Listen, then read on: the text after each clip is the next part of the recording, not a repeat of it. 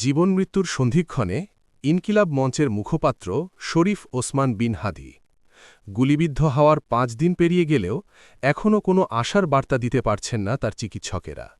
সংকটাপন্ন অবস্থায় উন্নত চিকিৎসার জন্য তাকে নেওয়া হয়েছে সিঙ্গাপুরে। তবে এত জটিল অবস্থা থেকে তার ফিরে আসার সম্ভাবনা ঠিক কতটুকু? এর আগে মৃত্যুর দুয়ার থেকে ফিরে আসার নজিরই বা কতটা আছে? বিস্তারিত জানবেন আমাদের এই প্রতিবেদনে। রাজধানীর পুরানা পল্টনের বিজয়নগর এলাকা গত ১২ ডিসেম্বর জুমার নামাজ শেষে রিকশায় করে হাইকোর্ট এলাকায় যাওয়ার পথে বক্স কালভার্ট এলাকায় হঠাৎই দুর্বৃত্তনের হামলার শিকার হন ইনকিলাব মঞ্চের মুখপাত্র শরীফ ওসমান বিন হাদি। মোটরসাইকেলে আসা দুইজন খুব কাছ থেকে তার মাথায় গুলি করে পালিয়ে যায়। গুলিবিদ্ধ হওয়ার পরপরই তাকে নেওয়া হয় ঢাকা মেডিকেল কলেজ হাসপাতালে। সেখানেই জরুরি ভিত্তিতে তার মস্তিষ্কে অস্ত্রোপচার করা হয়। চিকিৎসকদের ভাষ্য অনুযায়ী গুলি মাথার ডান দিক দিয়ে ঢুকে বাম পাশ দিয়ে বেরিয়ে গেছে, যা নিউরোসার্জারির দৃষ্টিতে অত্যন্ত জটিল ও প্রাণঘাতী। ঢাকা মেডিকেলে প্রাথমিক অস্ত্রোপচারের পর উন্নত আইসিইউ সাপোর্টের জন্য হাদিকে ভর্তি করা হয় ঢাকার এভারকেয়ার হাসপাতালে। সেখানে তার চিকিৎসার জন্য একটি মেডিকেল বোর্ড গঠন করা হয়। চিকিৎসকেরা তখন থেকেই বলে আসছেন তার অবস্থা অত্যন্ত সংকটজনক। ইনজুরির কারণে শরীরে হরমোনজনিত ভারসাম্যহীনতা দেখা দিয়ে ফেলছে। এছাড়া ব্রেইন স্টেমে আঘাত ও অতিরিক্ত চাপের কারণে রক্তচাপে ওঠানামা হচ্ছে। চিকিৎসকেরা জানিয়েছেন হাদির কিডনির কার্যক্ষমতা কিছুটা ফিরে এলেও শরীরের অন্যান্য অঙ্গপ্রত্যঙ্গ এখনও লাইফ সাপোর্টের উপর নির্ভরশীল।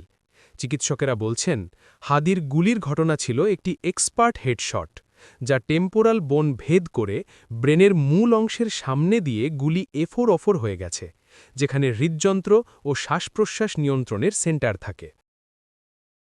অস্ত্রোপচারের সময় বুলেটের কিছু অংশ বের করা সম্ভব হলেও একটি ফ্র্যাগমেন্ট বা টুকরো মস্তিষ্কের গভীরে রয়ে গেছে।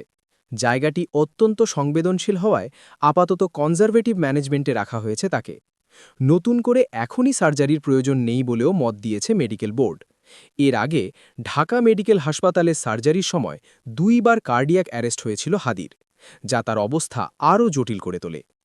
এমন অবস্থায় উন্নত চিকিৎসার জন্য সোমবার এয়ার অ্যাম্বুলেন্সে করে সিঙ্গাপুরে নেওয়া হয়েছে হাদিকে। সিঙ্গাপুর জেনারেল হাসপাতালের অ্যাক্সিডেন্ট অ্যান্ড এমার্জেন্সি বিভাগে তার চিকিৎসার সব প্রস্তুতি সম্পন্ন করেছে অন্তর্বর্তী সরকার। তবে প্রশ্ন থেকেই যায়, এ অবস্থা থেকে হাদির ফিরে আসার সম্ভাবনা কতটুকু? বিশ্বে এর আগে এমন ভয়াবহ হামলা থেকেও মৃত্যুকে জয় করেছেন অনেকে। এই তালিকায় আছেন নোবেল শান্তি পুরস্কার জয়ী মালালা ইউসুফজাই। ২০১২ সালে মাত্র ১৫ বছর বয়সে মাথায় গুলিবিদ্ধ হয়ে ভেন্টিলেশন ও মেডিকেলি ইনডিউসড কোমায় ছিলেন তিনি। দীর্ঘ চিকিৎসার পর মৃত্যুর মুখ থেকে ফিরে আসেন মালালা। এছাড়া ২০১১ সালে যুক্তরাষ্ট্রের গ্যাব্রিয়েল গিফর্ডস সরাসরি মাথায় গুলিবিদ্ধ হয়েও নিউরোসার্জারি ও দীর্ঘ পুনর্বাসনের মাধ্যমে বেঁচে ফেরেন। আরও পেছনে গেলে দেখা যায় ১৮৪৮ সালে ফিনিয়াস গেজ, যার মাথা ভেদ করে লোহার রড বেরিয়ে গেলেও তিনি অলৌকিকভাবে বেঁচেছিলেন। বর্তমানে শরীফ ওসমান হাদির অবস্থা অত্যন্ত সংকটাপন্ন। এ অবস্থা থেকে ফিরে আসা যেমন ভীষণ জটিল, তেমনি অসম্ভব নয়। ইতিহাস তার সাক্ষী। দেশজুড়ে বাড়ছে দোয়া, প্রার্থনা আর আশা। সৃষ্টিকর্তার অশেষ রহমতে হয়তো আবারও ফিরে আসবেন তিনি, এমনটাই প্রত্যাশা সবার। হয়তো আরও একবার রাজপথ কাঁপাবে ওসমানের বিদ্রোহী, আপোষহীন, প্রতিবাদী কণ্ঠ।